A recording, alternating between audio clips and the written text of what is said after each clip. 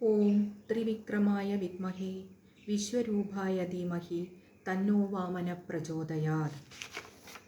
തീർത്ഥങ്കര വാമനമൂർത്തി ക്ഷേത്രം. മഹാവിഷ്ണുവിൻ്റെ 5ാമത്തെ അവതാരമായ വാമനമൂർത്തിയെ ദശാവതാര ഭാവത്തിൽ ആരാധിക്കുന്ന കോഴിക്കോട്ടെ ഏക പ്രശസ്ത ക്ഷേത്രമാണിത്. കോഴിക്കോട് ബാലുശ്ശേരി റോഡിൽ കാക്കൂരിന് സമീപം തീർത്ഥങ്കര എന്ന സ്ഥലത്താണ് ഈ ക്ഷേത്രം സ്ഥിതി ചെയ്യുന്നത്. തീർത്ഥങ്കര എന്നാൽ പുണ്യമായ ജലം ഉള്ള സ്ഥലം എന്നാണ് അർത്ഥം.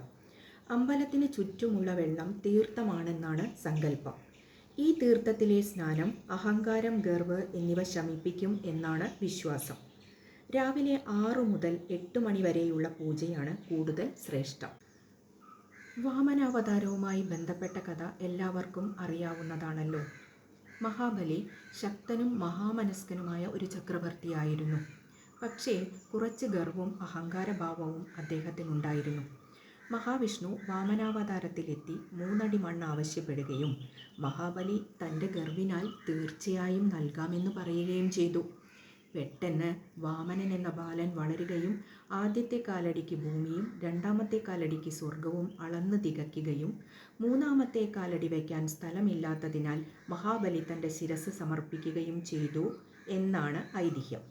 ഇതിലെ ഗുണപാഠം നമ്മൾ എത്ര വലിയവരായിരുന്നാലും അഹങ്കാരം നല്ലതല്ല എന്നത് തന്നെ. അതുകൊണ്ട് തന്നെ വാമനക്ഷേത്രം സന്ദർശിക്കുന്നത് നമ്മുടെ അഹങ്കാരം ശമിപ്പിക്കുന്നതിനും ഭൂമി സംബന്ധമായ പ്രശ്നങ്ങൾക്ക് പരിഹാരമുണ്ടാക്കുന്നതിനും ഉത്തമമാണെന്നാണ് കരുതപ്പെടുന്നത്.